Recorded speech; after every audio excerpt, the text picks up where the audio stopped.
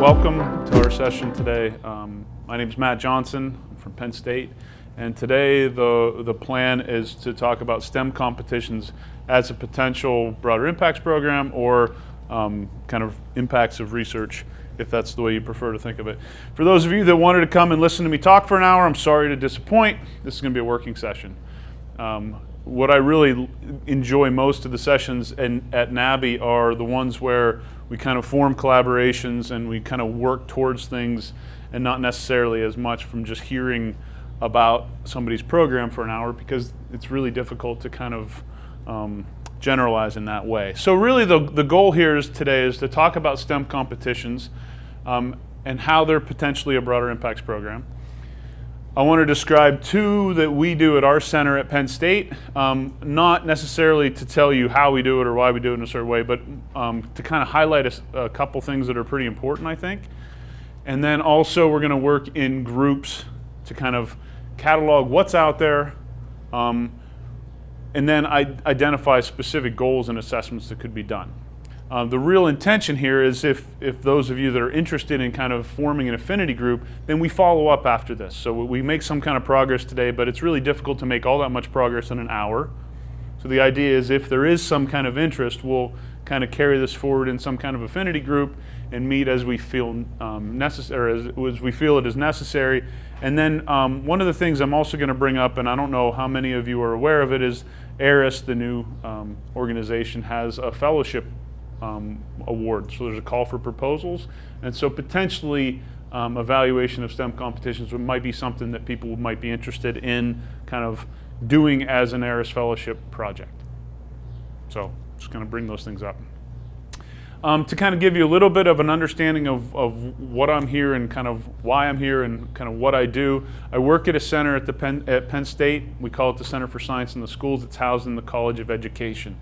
It's been around since 2004. We were formed as a broader impact support group when Penn State realized that to be competitive in national grants, especially ones like the Math Science Partnership, for those of you that are aware of that one from NSF, there's kind of two main things. Number one, they had to have some kind of education specialist that could help out with the broader impacts, but also could form and maintain the relationships with school districts in the state that you would need to have.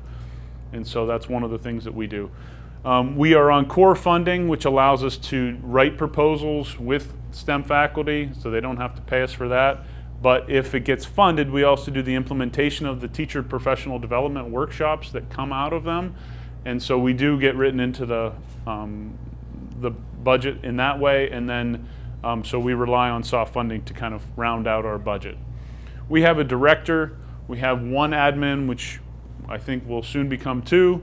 We have 3.5 education specialists and 1.5 outreach liaisons. That part that I was talking about earlier about forming and maintaining the relationships with the school districts, intermediate units, Commonwealth campuses, industries, things, that's a full-time job, and we actually have 1.5 people that are devoted specifically to that. Most of us have experience both in some STEM field and also some years of experience in education, whether it's informal or formal. And we kind of,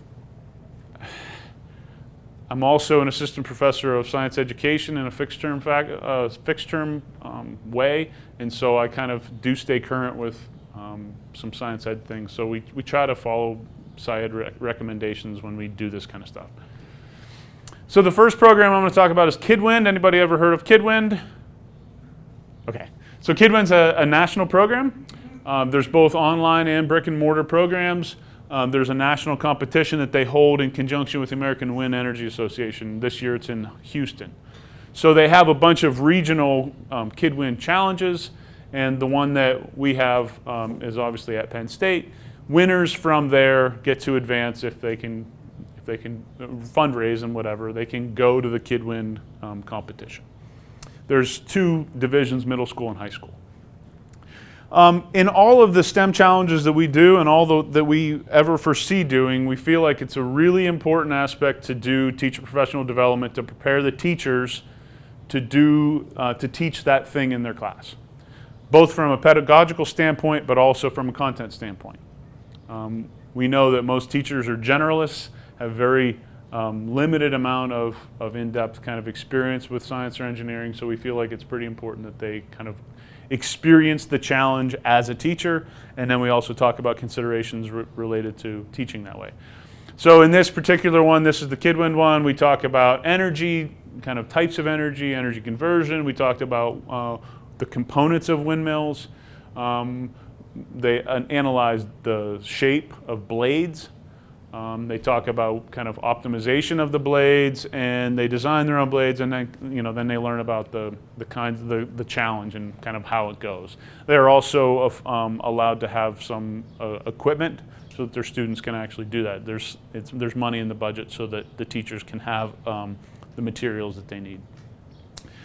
So from a standpoint of, we want them to learn both science content that they would have to learn in their science or technology classes, and then we also focus on the practices. For those of you that are at all aware of the next generation science standards, they're very focused on what they call the practices of scientists and engineers. In other words, how do they make new knowledge? And so we feel like there has to be a tie both to the content that the teachers need to teach, but there's also got to be this practice component so that they can engage in the types of practices that researchers do. So from a science content standpoint, there's a lot about energy conversion, electrical circuits, energy versus power, things that they have to kind of teach in a lot of the physical science classes, things like lift and drag related to forces. But then there's also these engineering practices like optimization. So you're kind of iteratively trying to balance these trade-offs to get the best situation possible.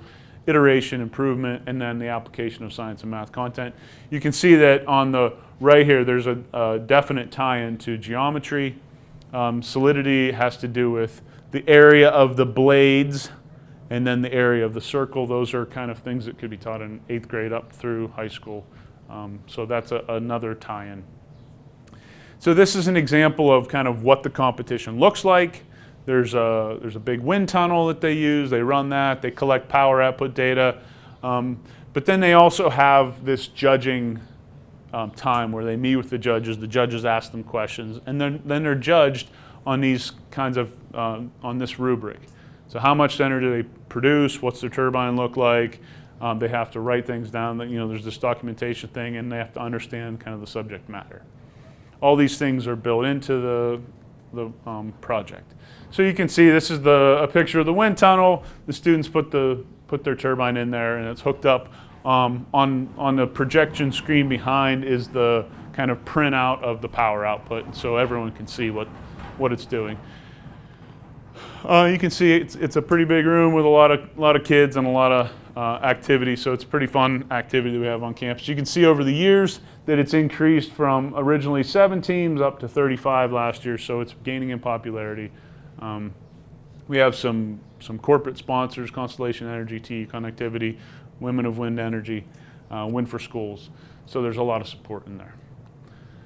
One of the main reasons why I brought up KidWind is that this year there was a evaluation project done in a class in the College of Ed that's about educational evaluation. So for anybody go to Sarah and Michelle's talk yesterday about evaluation? Okay. A lot of this stuff will tie in because this is an evaluation. There's a lot of, you have to align the goals and the ways that we collect the data and things like that. So I'm not going to ad nauseum read through the whole thing, but I want to point out a few things. The 3 things that they were most interested in was, or the 2 main things in terms of outcomes were interest in STEM, identity development as scientists, and then they were also kind of interested in the process of how collaboration looks and how it works. So you can see that they use surveys, interviews, and then they also talk to the coaches, and then they also talk to the judges. So there was a very extensive evaluation project. This is kind of atypical. This is not something that we do for every time. So there were student surveys. They did some demographics about where they came from. I always laugh at middle school and high school kids, like, they don't know whether they're from rural or urban. This free and reduced lunch, for those of you that don't know, that's a proxy measurement for low socioeconomics. This talks about whether they've participated before or not. And so they first talked about, or they kind of talked about interest. They really liked the fact that it gave them a chance to be creative. A lot of them, not surprisingly, if they were participating in this, mostly voluntarily, they're going to consider themselves a science or tech person. They're going to consider themselves creative. They're interested. They participate in science activities in their schools. It's what they're interested in. Again, a lot of this is self-selected, right? They're in the competition because they like this stuff. This is an interesting one to me. Like, the friends are more influential than their family in terms of their participation. They did some statistical analyses to look for correlations between utility, like what good is it, science competence, how good they are at it, science attainment, that they can achieve it, and then there's this idea of science identity. They view themselves as a scientist, and then support from family, friends, and others. You can see that there's some positive correlation between competence and attainment. There's this interest in identity by gender. Again, this prefer not to say thing. There was only like one or two people that, so like I wouldn't pay too much attention to the bars about prefer not to say. But, there's not a whole lot of difference between males and females in this case. There's this idea of how do you view yourself as a group, as in the group? Do you view yourself as a leader, supporter, helper, problem solver, good teammate? And then they broke that down by males and females, which I find this to be interesting, that females both viewed themselves as a leader more often and as a supporter more often, which I thought was interesting. And really the only one that the females rated themselves lower and not much lower was as a problem solver. So I'm not really sure kind of where that is. Again, a lot of times this kind of quantitative evaluation can just ask more questions or lead to more questions that you could dig into. They talked about their team behavior. They talked about the way that they worked as a team. They interviewed the kids. They had good experience. They had good interest. They preferred to work in the groups. These are kind of some summaries. Again, this isn't about an evaluation report. This is the type of evaluation we did. They talked about how they collaborated. They talked about how they got over disagreements within the group. And so then they kind of coded how many times they had that code. That was part of the evaluation. They talked to the coaches, mostly males. Obviously, mostly because CSATS is the one it's the group that I work at. CSATS is the one who kind of organized the judges and found them. So not surprisingly, most of them kind of pointed to us as why they got involved. A lot of them used the KidWind kits. There's strengths and weaknesses, satisfaction.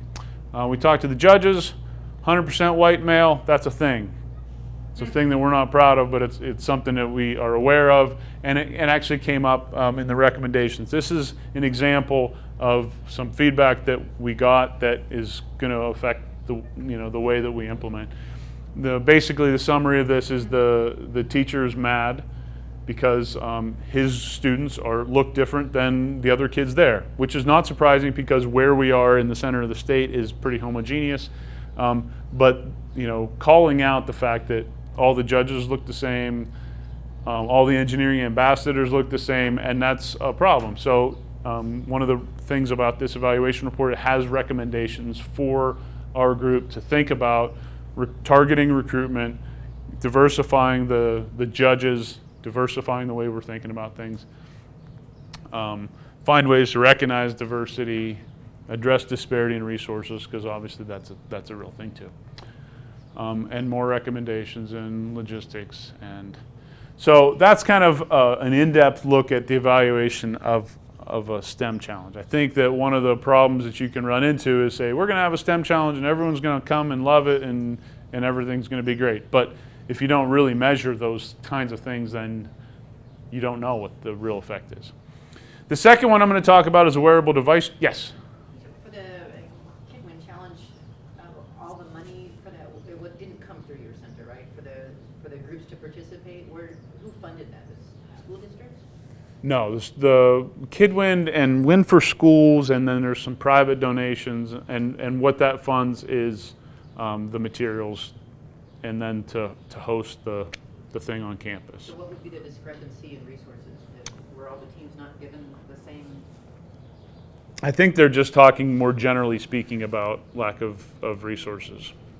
I mean, because, for example, one of the teams that won the high school one, they 3D printed all of their own blades. They used some kind of computer modeling program. I think they made their own turbine. Like, they had access to things that, so just because you had access to the kits, they had access to the kits plus way more. Because you don't have to just constrain yourself to the kits. The second one that I want to talk about is the Wearable Device Challenge, and this is kind of the result of an NSF-funded engineering research center. Engineering research centers, for those of you who don't know, are big, multidisciplinary grants in the tens of millions of dollars. This one comes out of one that we call ASSIST, and so it's really a research grant, and then they have kind of this education piece that's required. And so what the reason to bring this up is that we're trying to mimic the types of work that our engineers are doing in the center, but at a level that's appropriate for the K-12 students. ASSIST is intending to develop wearable sensors that simultaneously measure physiological and environmental factors. The real cool part about it is that they're trying to make them batteryless. In other words, harvest all the energy from the body so that there's no need to charge or replace batteries.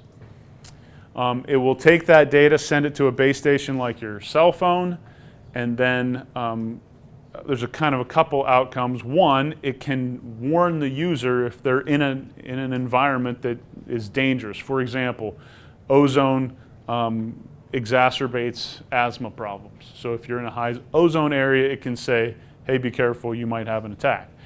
On the other hand, that data can be used, sent, stored, saved, shown to a doctor who can then kind of correlate environmental conditions and physiological conditions so that they can manage health rather than just treat symptoms. That's the overall goal of ASSIST. It's a collaboration between NC State, Penn State, Virginia, Notre Dame, Utah, and others. And so here are some examples. I was at the site visit, the year 7 site visit on Tuesday in Virginia, and this is kind of the wearable wrist, it looks like a watch, kind of prototype. There's 2 ways that we support teachers to participate in our Wearable Device Challenge. We do research experiences for teachers in the summer, and we also hold a 1-day workshop for teachers that don't have 6 weeks in the summer to do research experience. So this is an example. Travis did research on optimization of supercapacitors. The technology, the kind of techniques that he used were in a glove box under anaerobic conditions and vacuum and things like that. Obviously, that's not appropriate for K-12. He teaches 8th grade. But what he did do was that his students developed energy harvesting shoes that use piezoelectric discs to charge a regular capacitor, not a supercapacitor. And the whole idea was that it was for a runner to wear an armband that had lights on it so they could run it at night in the dark and kind of be self-powered. So that was their participation in the Wearable Device Challenge. The other one is that we have this 1-day workshop. So there's a lot of different kind of entry-level electronics that you can buy now. For those of you that have ever seen Little Bits, anybody ever seen Little Bits? Little Bits are pretty easy. They're magnetic. The kind of components snap together. If you try to snap them together in the wrong polarity, they don't go together, so you can't mess up the wiring. And there's a bunch. They're color-coded with, the powers are the blue, the input or the switches are pink, the outputs are yellow, orange, I think, are the inputs. And so you can categorize where they are. It helps students kind of understand this basic thing. Trade-off is they're really expensive. There's Arduinos, so if anybody's ever tried to dive into Arduino, there's a learning curve, right, to be able to program. And then there's this third one that's what I kind of consider to be somewhere in the middle. This one's called Circuit Playground Express. It's from Adafruit. It's somewhere in the middle. There's a lot of onboard sensors. You can code with block coding like Scratch. So there's kind of this entry level for the coding aspect, but you can also code with Arduino if you want to make it, as one of my colleagues says, if you want to complexify it, you can. Circuit Playground Express. It's from Adafruit. They're like $25. Now there's also a bunch of pins around the outside so you can connect external sensors. So again, if you want to complexify it, you can. So, I mean, that's one of the things that's really nice is you can kind of level things, and you don't have to say, you're going to do Arduino, you're going to learn how to code Arduino. This is somewhere in the middle. And so we don't kind of limit the entries in any way. If you want to participate in a wearable device challenge, it just needs to be wearable that solves a problem for humans or animals. We have the competition. This year is the first time that we're having a local competition. Originally it was at NC State. We kind of said we had some kids participate remotely.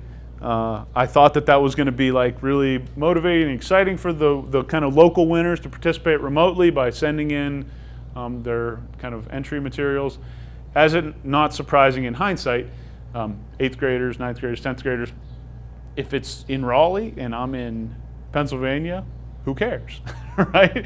That is way there. So what it turns out is that the local competition was much more what they were interested and focused on. So we decided there's enough interest that we're having it this year at the Happy Valley Launch Box, which is kind of like a business accelerator that they have in town. And so part of the job, or part of the competition, will be about presenting, learning from others, but part of it is going to be about learning about entrepreneurship from this group.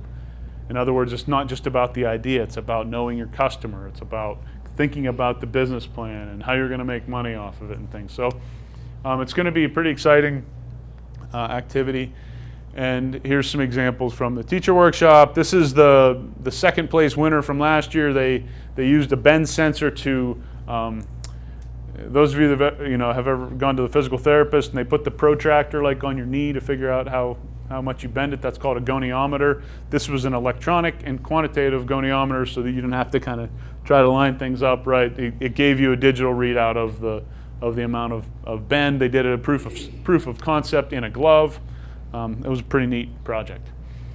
Okay, so that's enough of me talking. What I want to do now is to, first of all, can I ask, anybody participate with now or over their life in any kind of STEM competition, STEM or science fair, anything like that? Oh, science fair. Yeah, okay. So the idea is that I want to kind of catalog what kinds of things do we know in this room that are out there? What kinds of competitions exist? If you don't know, or you tap out the ones that you do, please find out if there's anything at your organization or anything that you know, and then if it comes down to it that you just need to Google search. I just want to start to develop some kind of catalog, right? With the idea that if you can kind of not have to reinvent the wheel, that helps. KidWind, we didn't start on our own, right? There was a national competition, we had a regional one. We've kind of massaged it into the way that makes sense for us and our teachers, but we didn't invent the wheel. Wearable Device Challenge was started at NC State. Obviously, I made my personal changes to it because I'm a teacher and that's what we do. We steal other people's ideas and we make them our own. So there are kind of two options here. You can either, if you have a QR code scanner, this will take you to a Google form that I have made for this reason. If you don't have a QR code scanner, you can just type in the address on the right, and we can start to kind of list in there in this Google form STEM competitions that you know about or have heard about. And the other idea is that you can kind of come up with one that you think should exist or could exist or would help you in your current role. Let's first of all deal with competitions that you are directly associated with. Is there anybody in here that has some kind of competition that you currently work with? I work for Missouri 4-H, and we do a lot with robotics competitions. So I have several clubs that are involved with the FIRST robotics and then also VEX robotics. And then we hold a 4-H statewide competition for robotics, which also includes some computer science contests. So we do like Scratch, Turtle Art, And we did the Animate Your Name, like Code Your World. It's a National Youth Science Day experiment through 4-H. Great. And what kinds of groups do that? Formal education groups, after school programs, some kind of combination of those? A combination. So some of our 4-H clubs are out of school times, and they meet, as a community club. Some are in school projects, and then some are, they may have just done like a shorter term, like we call them spin clubs, so like a special interest project. They do at least 6 hours. Great. Working on it. Great, thanks. Sure. I'm with Polly Basor with the Wichita State College of Engineering. Sorry, they canceled my flight earlier. I'm a little rattled. We do a lot of competitions. We've done a Lego Mindstorms robotics competition for 20 years. We do what we call a Kansas Best Robotics, which is a VEX competition. We've started doing the VEX IQ and some of the other VEX competitions. Our university, not my division, but our university also does Science Olympiad. Mm-hmm. And I feel like there are others that I'm not thinking of. But we've also done a Scratchathon. Mm-hmm. That was a lot of fun. Cool. Is that something that you developed yourself, or Yes. did you? Wow. Yeah, we So have a can you very- tell us about what that was like? Sure. We started a program where our engineering students go into schools and do a 3-unit curriculum where they go once a week for 3 weeks consecutively and teach kids how to code in Scratch. So as our culminating activity after we taught all of them, we brought them in and had coding challenges, and we had one track for coding challenges. We also had one track that was open that just taught the 3-unit curriculum so that kids that hadn't learned yet would be able to learn. I can't say that I've done any assessments on this, and I've learned so many tools about how to do that now that I'm going to when I go back. But as I've mentioned elsewhere, most all of our outreach and competition programs are driven by our recruitment efforts. Mm-hmm. So we do have a number of faculty members that get involved and we've had students in service learning classes that have designed courses for these robotics competitions. So we've integrated things some that way. Oh, cool. Yeah, I mean, you're by no means the only one that doesn't necessarily do a very thorough evaluation of these things, but it's also really difficult to kind of make claims about recruitment or interest or career path or things like that without it, right? Well, and even if you do, it's still tough to make those claims. We track participation, or we survey our incoming freshmen to find out who has been in those activities. Oh, wow.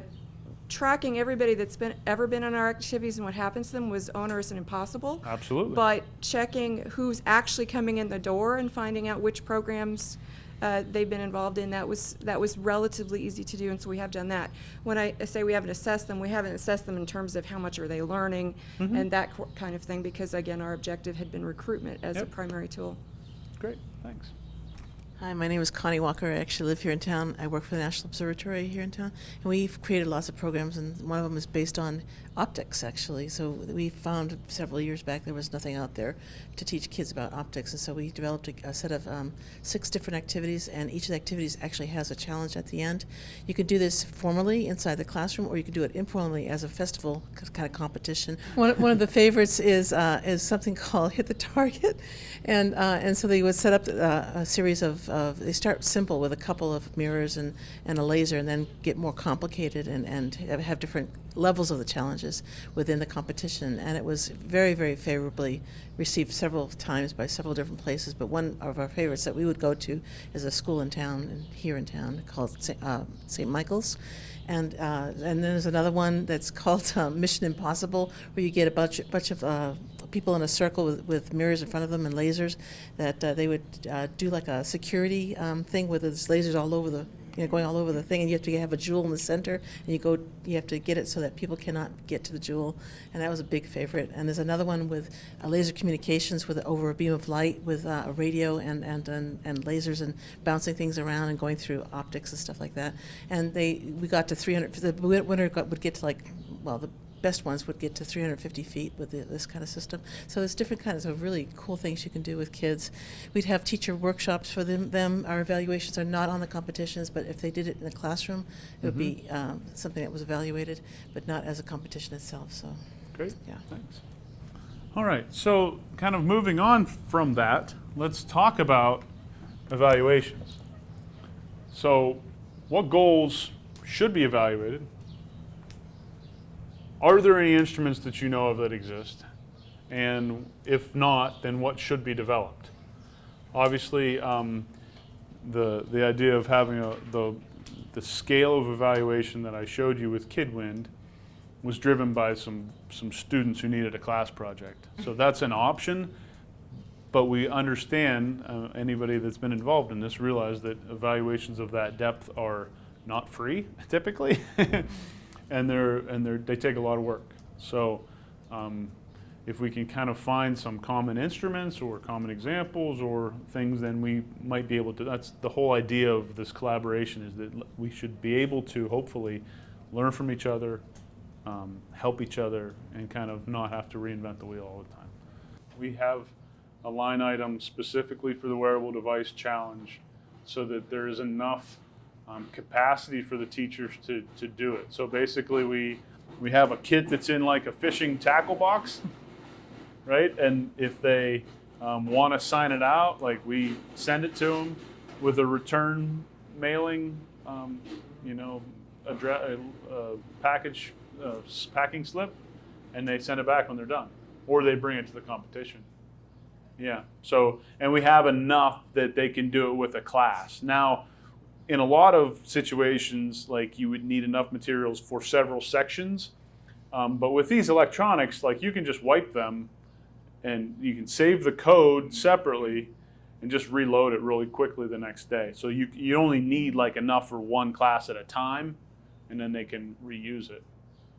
And then we have, a handful of this sensor, that sensor. We don't want to have, enough heart rate sensors for everybody, because then that kind of comes dangerously close to have everybody converging and having the same kind of design, which is obviously not something that we want.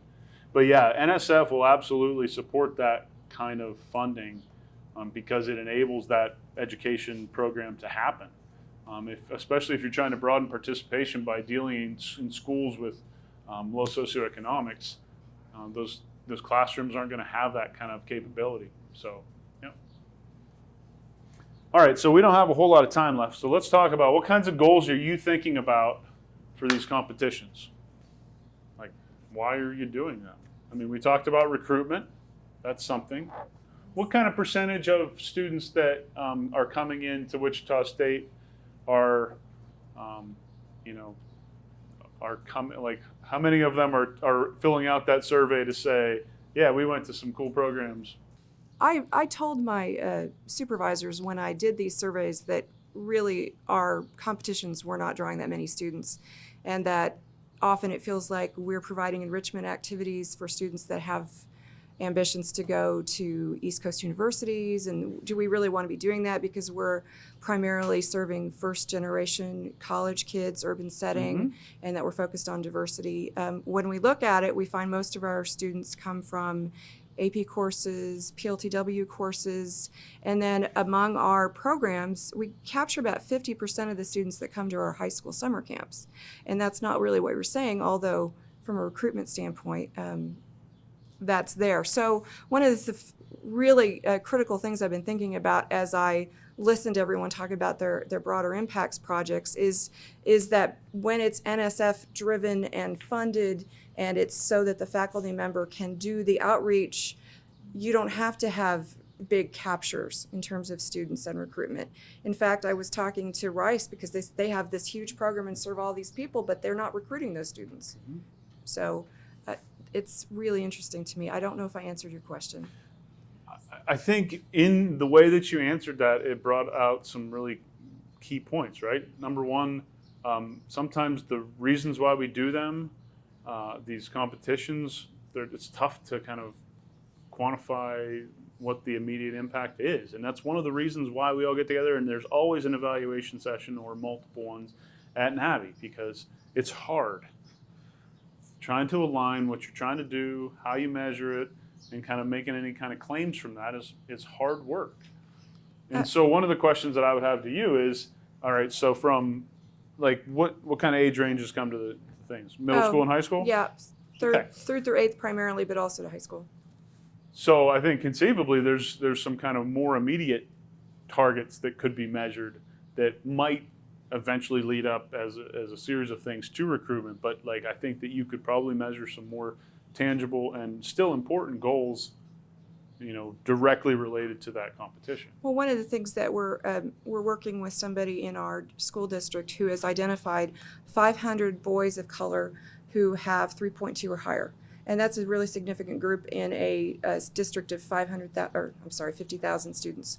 And so their objective is, they realized that they only had 7 boys of color in AP Calculus in a school district that big. So they're looking at interim milestone markers, like what can we do to make sure that those boys in middle school are on the track to be in AP Calculus by the time they're seniors. And that gives us something a little closer and more tangible. And then, of course, they become primary targets for us to recruit later, so we can justify it. Yeah, great. So this gets at a question. I don't have the answers here, but there's this, I've been reading in the literature about persistence in getting underrepresented groups involved in engineering, that these competitions actually bring out, because they bring out the creative side, problem solving side of students, that they do draw more girls, the less of white males. And I just wonder if there is any evidence in your programs that you've seen there. Is anyone measuring that? Well, I would say that the evaluation that we did, that kind of looked at gender differences, was a start to that. But I mean, again, beyond what they're doing in 6th or 7th or 8th or 10th grade, I don't know how much that translates. One example that I talk about quite a bit, about how long some of our outreach programs actually last, is that we had a GK-12 program at Penn State. GK-12, for those of you who don't know, is graduate students in K-12 education. So part of their fellowship was that they went and did 15 hours a week in a high needs district, rural or urban, and help a science teacher, teach science in kind of interesting ways. So my kids go to a rural school. There's about 54% free and reduced lunch there. So both of my daughters had fellows in their class, and they would come back and they were really excited and they would talk about it and they loved it and they did these great projects. And then the next year, when they didn't have a fellow, they forgot about it. They didn't talk about science anymore. They weren't excited about it anymore. So like one of the tricky parts about evaluating somebody right as they're leaving, say, hey, did you have a good time today? Fill out this survey. But you don't really know what happens beyond that.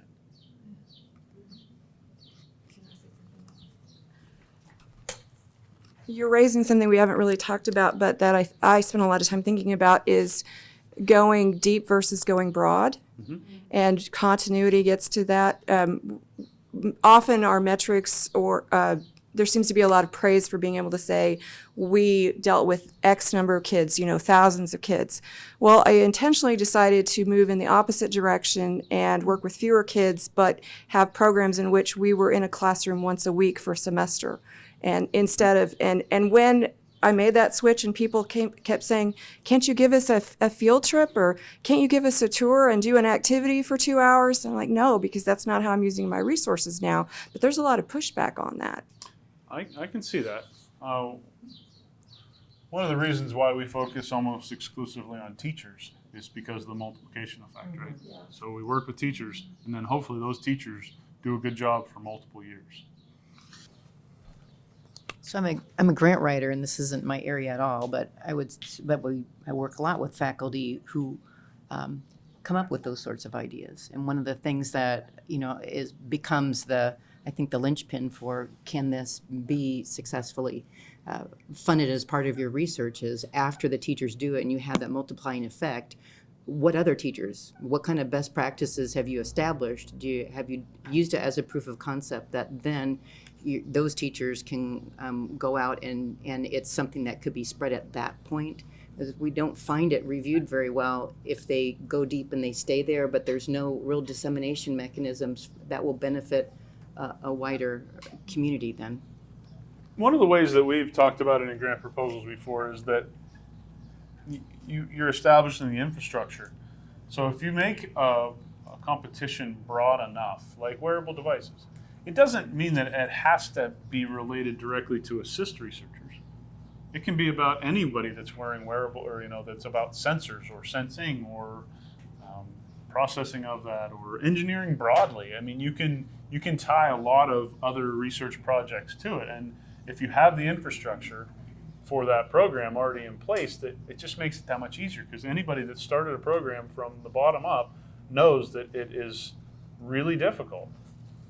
But if you can kind of already have that, part of it is the infrastructure, but part of it is just like the teachers know about it and count on it as something that they want to do with their classes, or it gets more popular. Like KidWind, it started out with 7, now it's got 35.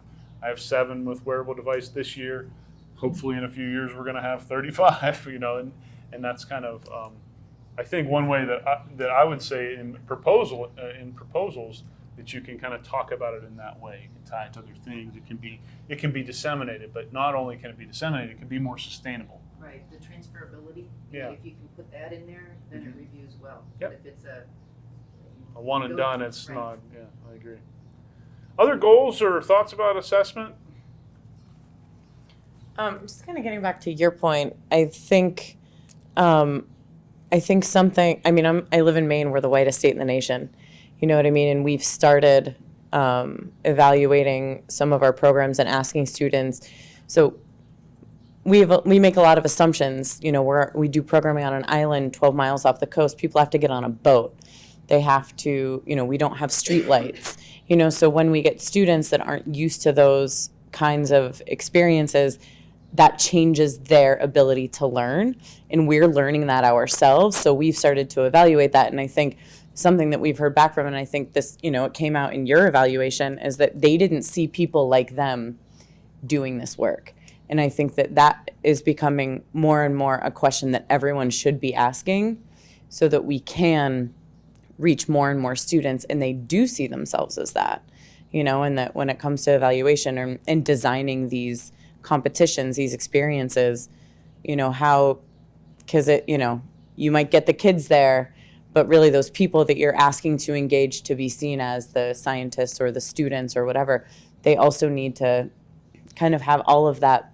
They need to have all that street cred too, and I think finding new ways to evaluate that and the impact of that on students' interest in participating and ability to learn would just be, and I'm just speaking that's what we need to do more of, but to get at those questions. All right, so we're about at the end of the session. So I just wanted to kind of say, if you want to participate in an affinity group like this, there was a place in that Google form to include your email. I will compile a kind of summary of what the forms that came in are. And then kind of this idea of moving forward. How are we going to help each other, if at all? And this idea of the ARIS Fellowship. For those of you who haven't looked it up yet or don't know anything about it, if you type in ARIS Fellowship, I think there's actually something that's on the NABI website right now. And it kind of talks about the goals for what we're trying to do with it. And so evaluation practice for research impacts in a given domain, what I'm kind of proposing is that maybe if there's interest, we could put in a proposal for a fellowship about how to evaluate things like this, because they're really hard, because very few of us have like the capacity or the ability to evaluate something like this in a way that's kind of more meaningful to the broader group. So, I put it out there because, again, one of the things I get most out of NABI is these kind of collaborations and interactions with people. So this isn't, I'm not trying to make any of you work with me or something, but this is a way that if it makes sense for groups to work together, I just kind of want to put it out there, establish this kind of group, and if there is interest and a desire to move forward, this could be a fellowship. It could be a proposal for next year's NABI or ARIS. I guess next year's ARIS, right? And we could do something like that. So thanks for coming. Happy to stick around and talk more